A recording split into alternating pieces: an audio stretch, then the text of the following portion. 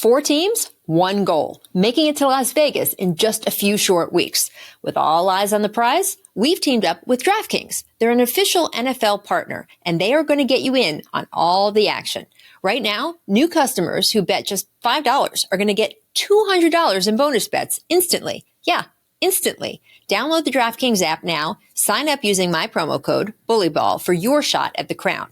That's right. Again, I want to say it. New customers who bet just $5 will get $200 in bonus bucks instantly.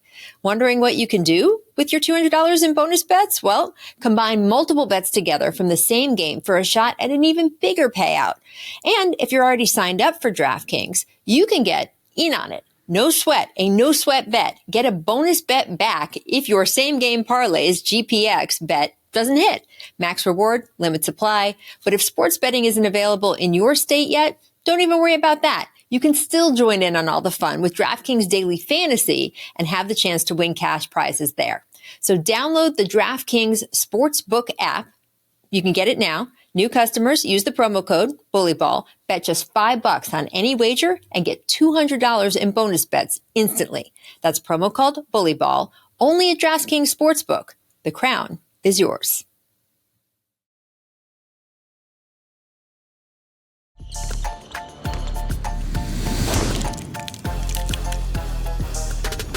Welcome into Bully Ball, presented by DraftKings. I'm Rachel Nichols. I am still in the US of A. That's DeMarcus Cousins. He is not.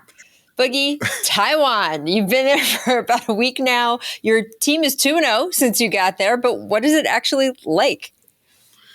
It's actually really nice. I'm enjoying myself here. Like you said, the team, we've won 2 games. 14-hour flight. I basically got off a plane, went and played a game. I haven't played an organized basketball game since last July. So, it's been a fast transition for me, trying to get acclimated with everything and get used to the team, learn the plays, learn the system, things of that nature. So it was a quick turnaround for me. So, like you said, 2-0, things are going well. So, things are in the up. So I'm excited for it. All right. What's the part of basketball there that's the most different from here? Man, it's a physical game, one. The NBA isn't as physical as it was at one point. Not anymore, man. Especially when I first came into the league. But, my first game, I played a guy that was 7'7", and I've never seen a human being that massive in my life. That's the first time in my life I've ever, felt small. So, I have to say I don't have that much sympathy for you. I'm not asking for sympathy. I'm gonna hold my own, but it's definitely an experience I'll never forget. Actually looking up to another player. So crazy experience, but like I said, it's been fun. I'm enjoying myself, and we're gonna keep this thing rolling over here. I just want to give you some perspective. That guy was 7'7". You're around 6'11". So, we're talking about 8-9 inches, depending on what everyone's measuring at that day. Your difference in height to me, my friend, is, 18 inches. 18 inches. I'm 5'4". So, I felt 5'4" last game, so I know how you feel, Rich. I trust me, I do. All right. Well, we're still going to ask you a bunch of questions about what's going on in the NBA stateside. I do want to point out, too, it's after midnight there for you. So thank you very much for being here. Wouldn't miss an episode. I love it. All right. First up, we got to talk a little bit about the Suns because they have won 5 straight. This is kind of what we expected more when they put the team together this summer, especially with the additions they made before they had all those injuries. Devin Booker, man, had 52 in a game over the weekend. And by the way, they also beat the Pacers yesterday. So it just feels as if the pieces are starting to be there. Do you feel that you can say that they've turned the corner, Boog? Because they're 7th in the West right now. You could say they are.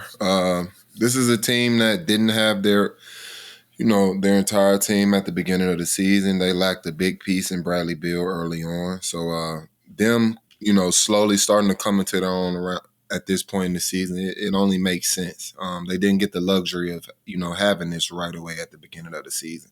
So, they're finding their flow, they're finding their rhythm. And obviously you have a three-headed monster in these three guys, and Bill, Booker, and KD.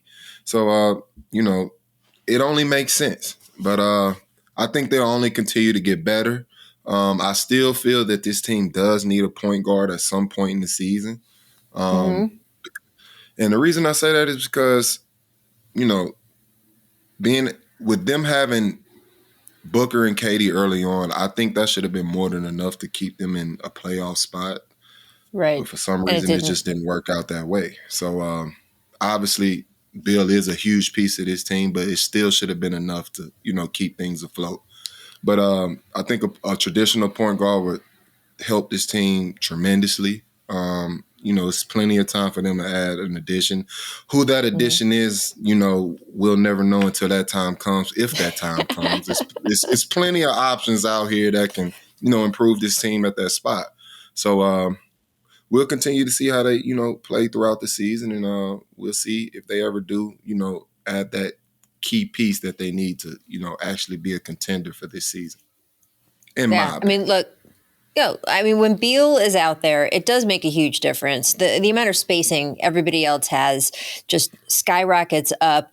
And he has played, these three have only played together, I think, 11 to 42 games. That's just over a quarter of the games played. So we just haven't seen yet what I think we are going to see if everyone stays healthy. That's the other side of this, right? We've seen them when everyone isn't healthy.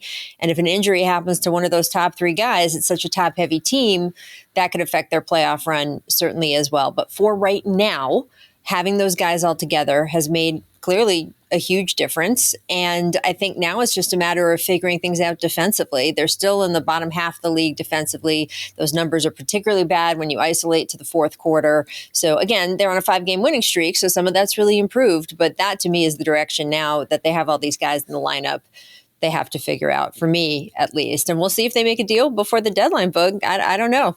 From your lips, maybe Suns fans would be excited about bolstering the team, and we'll have to see if they can make their way up until the middle of the Western Conference standings. Well, absolutely. Feel good about it. I want to talk about the other side of the conference, though, with the Pacers landing Pascal Siakam. This trade happened. Such high hopes for the way these teams, this team would absorb Siakam, that they would fit together.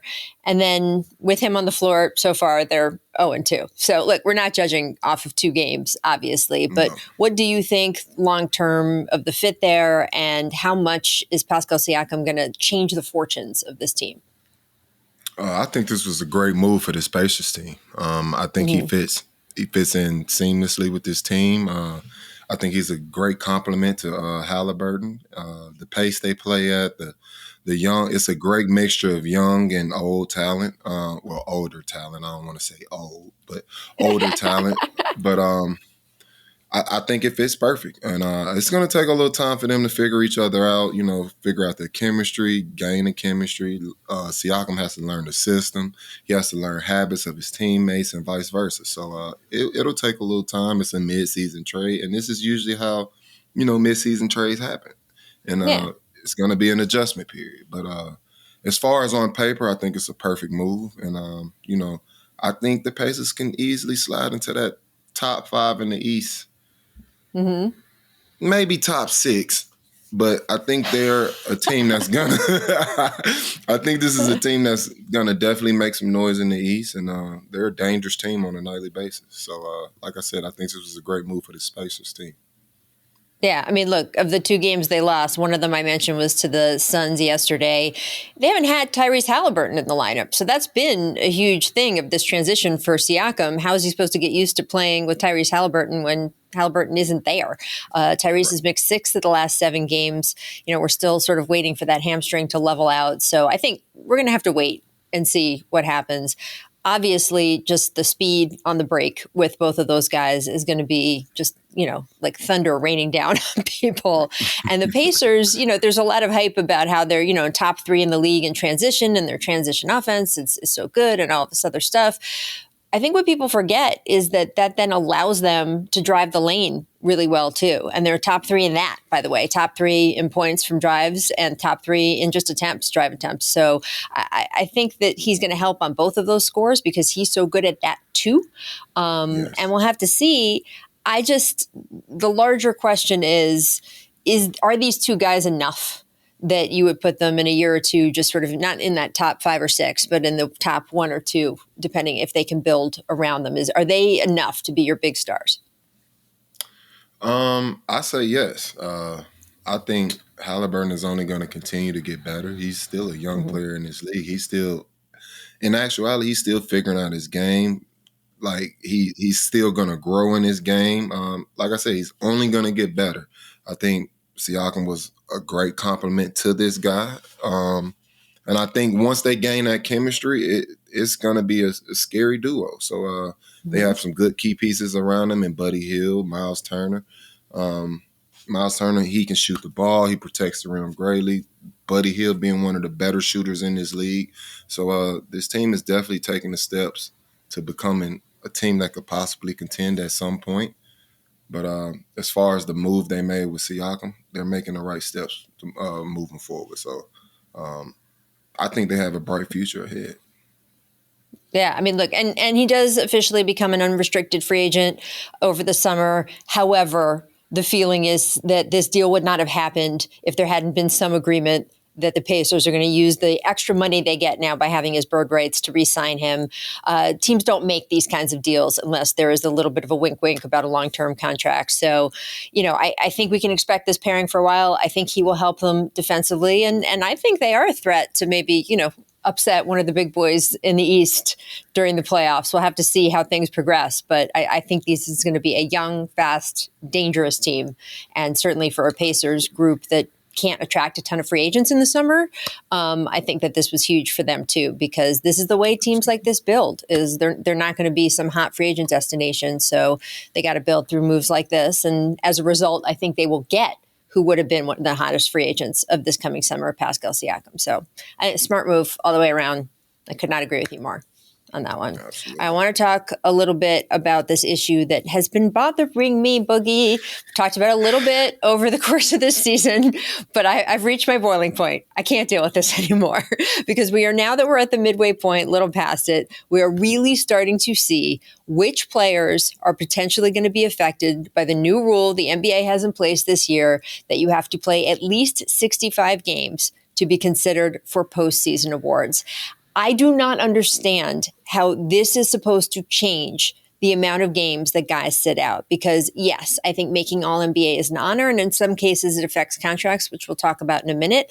But in general, players are not going to put what they consider their health in jeopardy, no matter what the incentive is in the moment. So I don't know how much this rule is actually impacting the behavior that they're concerned about and the way that they thought it would. And all it is doing to me is eliminating worthy candidates from a place of honor that they should be in. And I can give you some names here. If we look at the All-NBA teams from last year, Boogie, you had 5 of the guys, big names, who did not play 65 games and would not have made it. So if I look in here, I'm looking at Giannis, Steph, LeBron, Jimmy Butler, and Damian Lillard. All would have been eliminated from postseason awards if this rule had been in place.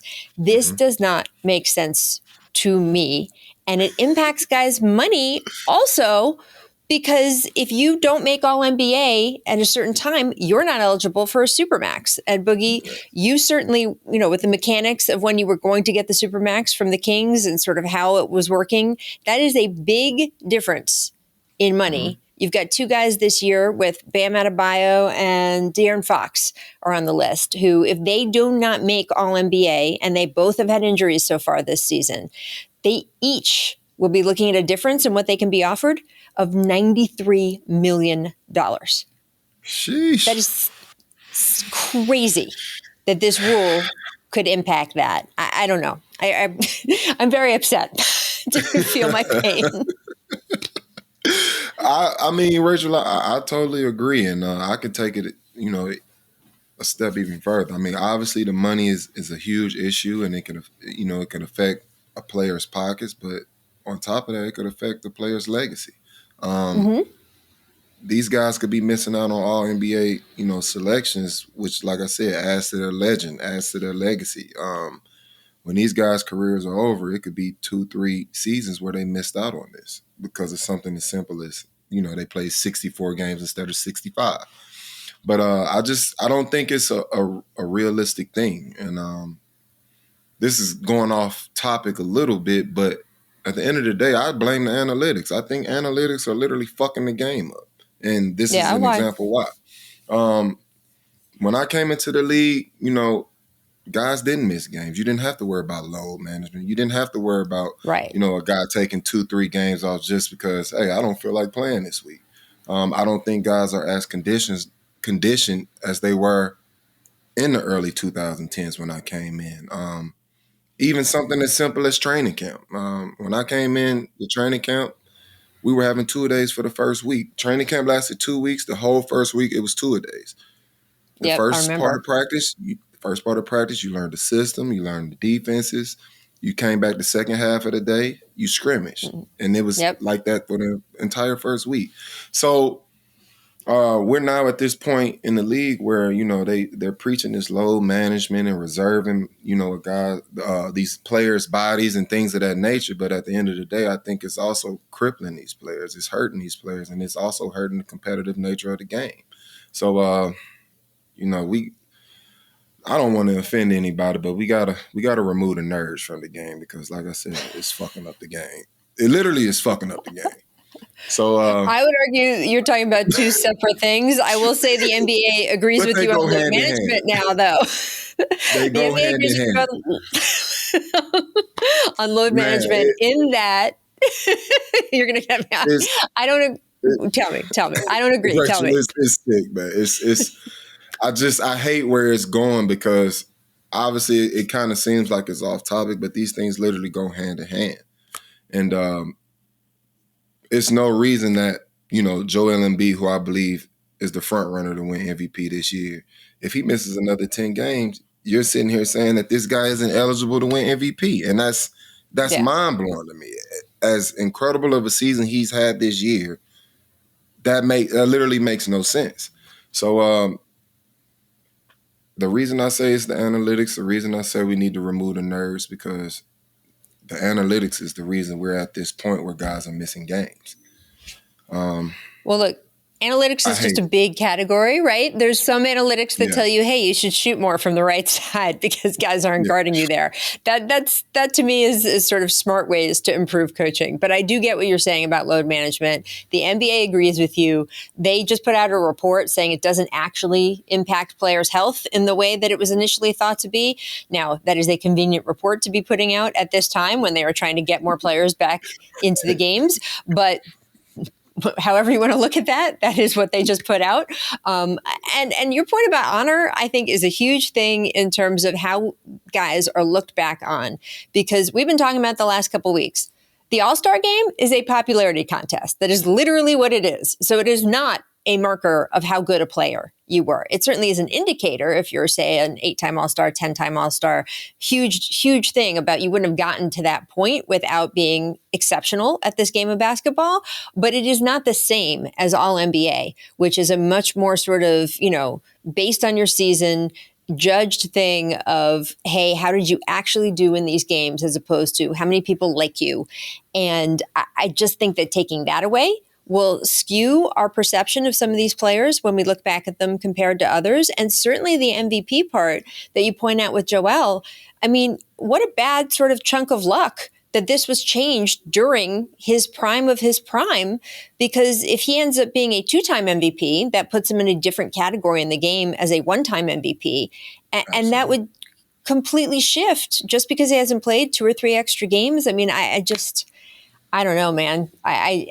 I feel like you're messing with a lot of different things you don't need to be messing with to convince players to do something that I don't think there is enough outward incentive for them to do. I think that guys are going to play as much as they feel like they should play, and that teams enable this behavior, and that trying to correct what the owners are and aren't doing to protect themselves by putting in this rule makes no sense. You own the team. You want your guys to play more. Tell the coach, They all got to play more. Tell the players, if you're not playing, I'm going to reduce your contract. I don't need to protect the owners from themselves here, where they don't want to actually sort of take responsibility for any of this. And they each run their teams in a way where they will rest guys to get the advantage, that sort of thing, than to have to come in at the end and say, oh, well, you guys can't, sort of deal with your own franchises and your own rules. So we're going to have to make this external rule to try to prompt guys to play. This is dumb. I don't like it. And I hope that this is the last year it happens. It's fucking the game up. Absolutely. I really, really, really do not like this rule. So again, we're at the midpoint of the season, a little after we start to see the guys it affects. And I will be on this, Boogie, as we go forward. We're gonna talk a little trade talk as well, because of course trade deadline's coming up in just a couple weeks. Now that the Raptors have completed the Pascal Siakam trade, they got Bruce Brown back in that deal, and we do not expect Bruce Brown to stay in Toronto. We expect this to be a quick turnaround, kind of like Drew Holiday was in Portland, and we'll have to take a look at who has the best offers for him. But right now, the reports are the two teams most in the running are the Knicks and the Lakers. So good little rivalry there. Both teams explored getting him in free agency this past summer. What do you think of either of those teams acquiring him? Would he make a big difference to both rosters, to just one roster? What's your take? I would love Bruce Brown on this Knicks team. I like the direction that, this organization is moving in with the type of players that they're, trying to put together and form with this team. Bruce Brown fits in perfectly. He's that gritty, tough, hard-nosed player that, also fits Thibodeau's system. He matches the rest of the team as far as their playing style. And he's a great on-ball defender. He's a hard, hustling player. So all of those things just fit this team perfectly. So in my mind, Bruce Brown going to the Knicks will only improve this team even more, even after adding a guy like OG. So yeah, I think that's the perfect move for them moving forward. And once again, if they are able to make this move, you can see them moving up in the East even more. Yeah. I think you're completely right. I think he'd be perfect on that team. They have a little more capital to play with in terms of trades, so they can make a deal for him and still have enough left over to make another deal down the road. Whereas with the Lakers, they're so thin that I don't know what they can offer the Raptors that would then not deplete them for making other offers to other guys, acquiring other guys that would fit their needs also. So it's going to be interesting to see if this really does become a bidding war between these two teams. But to me, the Knicks are the right fit. And I think to Bruce Brown, the Knicks are the right fit. But he actually said the other day, hey, I could be a great Tom Thibodeau player. He said, I love to run. You mentioned how he was hustling. I love to play hard. I love that character. So he's campaigning to get to the Knicks. It makes sense. He knows what's well for him. He knows, what system works well for him. Obviously, he was a huge piece for that championship team in Denver. He changed the whole dynamic of that team with just hustle and energy. So, like I said, I think he fits in with that Knick culture perfectly. Another deal we're looking at is Kyle Kuzma in D.C. The Wizards aren't definitely going to deal him, but he's certainly available for conversations. And two teams that have sparked some interest there, the Mavericks and the Kings. I guess, which team do you think could use Kuzma more between those two franchises? I think both teams could use him, but I would love him with this Kings team. The pace that they play at. Obviously, Kuz was a part of that championship Lakers team with the bubble team. Kuz knows how to play. He knows how to fit that mold of being that sidekick or at sometimes third, fourth option on teams. And he's a versatile defender. He's a versatile scorer. I picturing him next to Sabonis, Fox, Monk on the floor, getting up and down at the pace that they play at. That's a scary team. And I think he elevates that Kings team to the level that they're potentially trying to get to. Obviously, we all know that they have, championship aspirations. And, adding a guy like Kuzma, I think they get one step closer to reaching that goal. See, that's why I like him on the Mavericks, because I feel like they're closer right now. So I like the idea that Kuzma could raise them into that like super elite West level. And look, people forget because he's been on such a bad team that has really struggled for so long now and is trying to rebuild at the moment.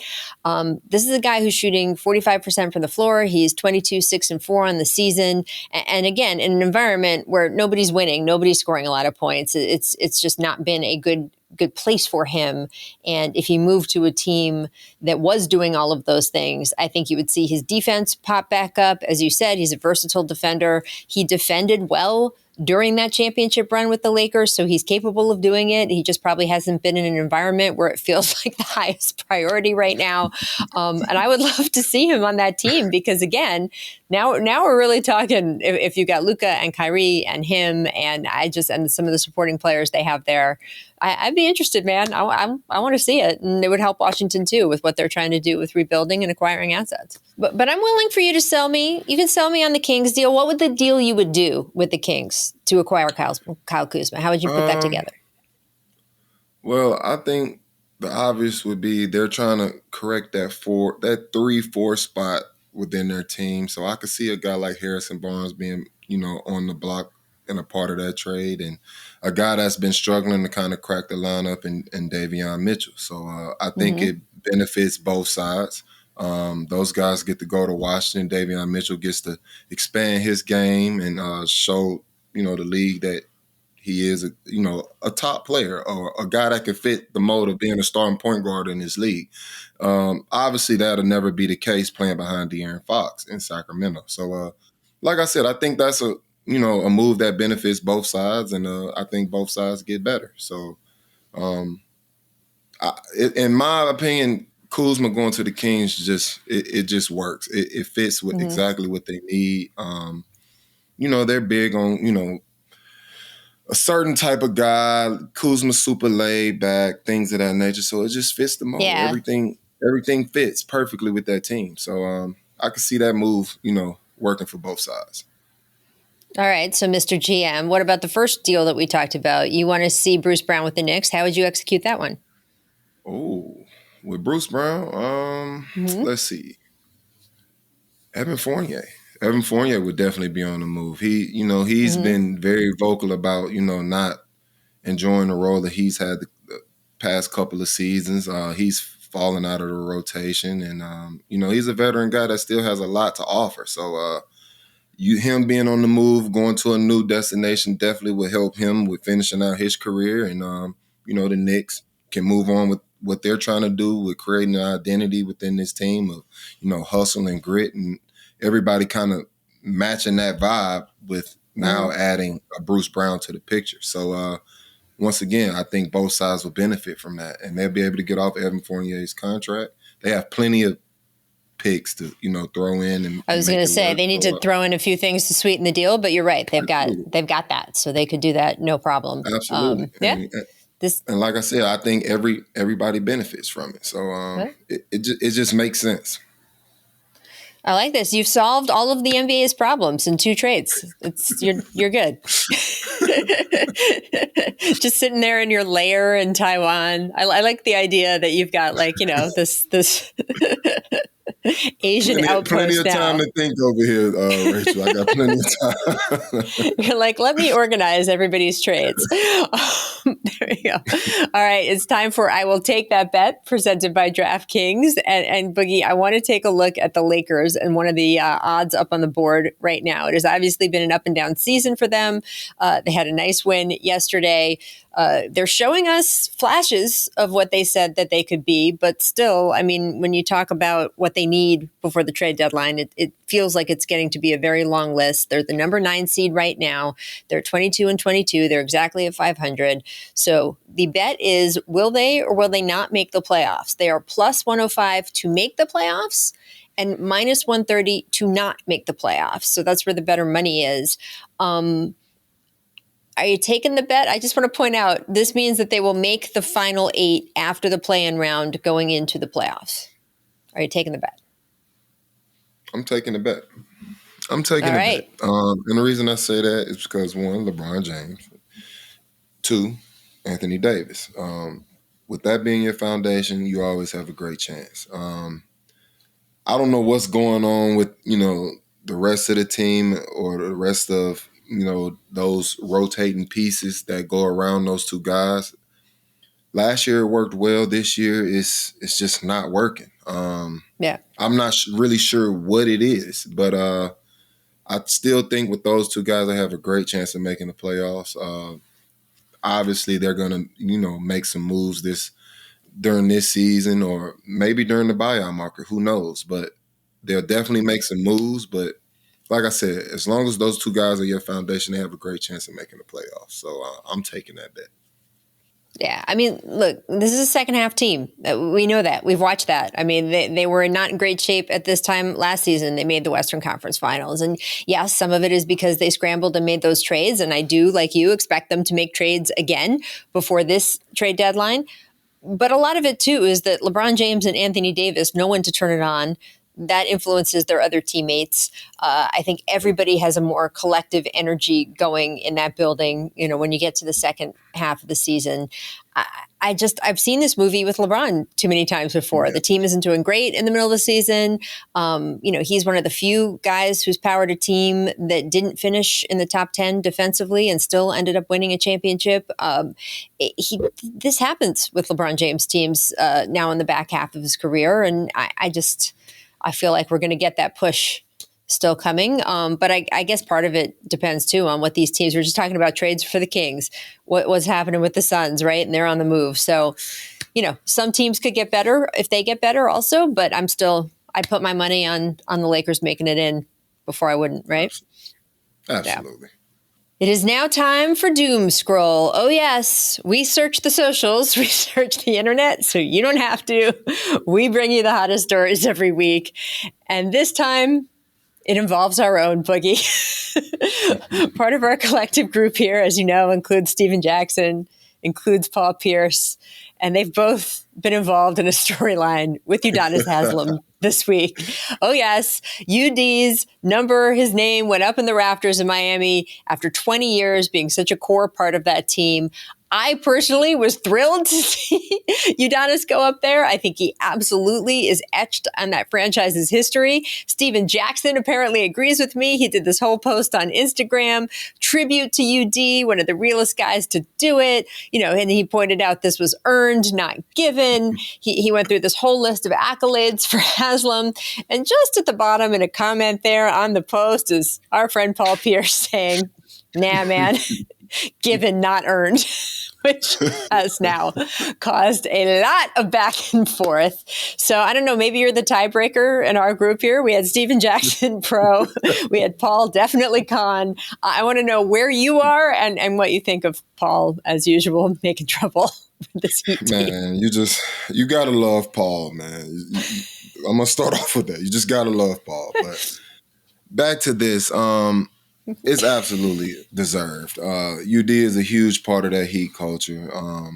Obviously, when it comes to, the criteria of getting your jersey retired, it's a certain standard that goes amongst the league. But also with that being said, the Miami Heat organization works off their own standard. They've created their own standard. They've always operated differently than the rest of the NBA. So they set their own criteria. And a huge part of that is Udonis Haslem. He's the OG. That's what they call him. He's well respected within the organization, within the locker room. He's a huge part of the reason the culture is the way it is. And, it is deserved. So when you think about it from their standard, obviously Paul can, have his opinion. He's a Hall of Fame player. He comes from an organization of his numbers up in the rafters in Boston Garden.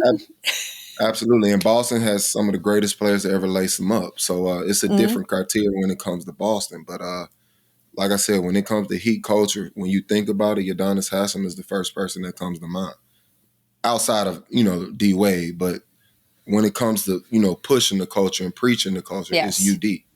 So I do believe it's deserved. I think most of the league has a lot of love for UD and the way he carries himself, the way he goes about being a professional, the way he takes the young guys under his wing and, just teaches the game and is always dropping knowledge. So, the Miami Heat also have Dan Marino and Michael Jordan hanging up. Like I said, they just operate on their own They have their terms, own. and Yes.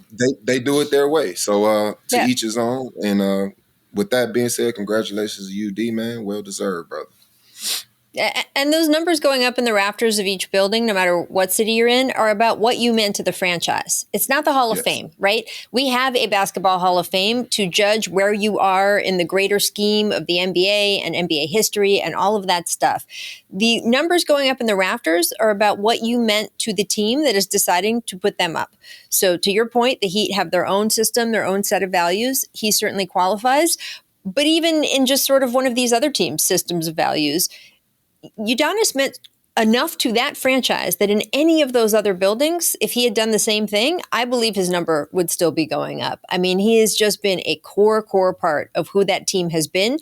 20 years is a very, very, very long time. So few guys have done it with one team nowadays. So I don't think there's any question, but I appreciate that Paul Pierce can just not help himself when it comes to that Miami franchise and that era and how things ended up with them. So I don't know if he thinks he can go back and win a playoff series that they didn't just through all of these comments. But, he's also gotten himself in trouble this week with someone over in the NFL who plays for the Bucs. So, he's got a lot on his plate right now with all of the beef that he has started. You gotta love Paul. You gotta love him, man. You gotta love him. We love him. We love you, Paul Pierce. We love you. All right.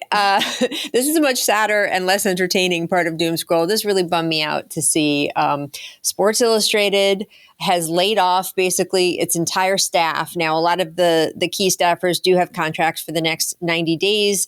We will have to see if another buyer comes in. If they do buy it and want to keep them going, then those employees, I assume, will sort of either be formally rehired or just be allowed to stay on. But there's a bunch of dominoes that has to happen for that to happen. Someone does have to come in and buy this and want to resuscitate it as an actual institution, because that's what it is to this country and the value that Sports Illustrated has in the hearts and minds of sports fans. I just don't think you can create that anymore. Like, it's too big a media market these days. There's too many things competing for your attention. When Sports Illustrated was Sports Illustrated, it was because it was the only game in town. And then, we started to get, Slam and some of the other magazines that meant so much. But Sports Illustrated was the rock that a lot of that stuff, that idea was built on. And you just can't get that anymore. And I cannot understand these ownership groups, and there have been several in the last few years, just letting this brand deteriorate into the ground. I mean, Boogie, you were on the cover of Sports Illustrated. What did that mean to you? It wasn't just some normal thing, right? Yeah, man, it was a huge honor. And honestly, growing up, as a young kid trying to make it in this game, you strive to try to be on the front of Sports Illustrated. Some of the greatest collegiate athletes and professional athletes, have, graced this cover. So when I think about it, it goes right back to my childhood, just remembering some of the greats being on the front of it. And, one of the coolest moments of, my college career was, being able to be on the front of it. I got to rock one of my favorite pair of shoes, which is the Space Jam 11s. And yep. I mean, it's just so many memories when it comes to this magazine. So I agree with you. Hopefully somebody comes in and buys this, takes over, this magazine, and hopefully continues the legacy of it, because it deserves it. It's a huge part of this sport in general. And like I said, it's a huge part of my childhood. So hopefully somebody comes in and does the right thing. It's just a resource that's not available anywhere else anymore. You can't go out and create another Sports Illustrated. So this is the one. This is the thing that holds that place in everyone's hearts and sort of has been the standard for so long. I just don't know how someone isn't going to see the value in it. But as I said, the last few ownership groups certainly haven't. So it's just very difficult to watch. We have friends who are there, of course. Our producers were kicking around some ideas for SI's future. Producer Nate would like to see Michael Rubin of Fanatics buy it. I actually love this strategy. The idea that Fanatics could then market the covers, right? So if they were able to restore Sports Illustrated into meaning as much as it used to mean with the quality journalism and making the cover was a big deal, you could then market those covers as collectibles, right? And also put them on t-shirts, license them, stuff like that. I don't know. I like the producer pod thinking here. I think that's a great idea as well. Right? It's too special to sports to let this just, die out and act like it never happened. This is definitely something that should, be able to be continued. And I think Michael Rubin would be the perfect guy to, not only, take over, but elevate it and continue to let this legacy live on. All right. Well, we'll have to see if he listens. If anyone out there is listening, please take care of this institution. We as a sports fandom collectively, we need you to. And as I said, there's some really good people over there, and I would like to see them still getting to do what they do best. All right, Boogie, we have kept you awake in Taiwan for too long. I appreciate you hanging out with us in the middle of the night. I'm psyched that it's been such a good start for you over there, and we can't wait to see more to come. You will be back with us next week again from Taiwan. I love it, the dedication.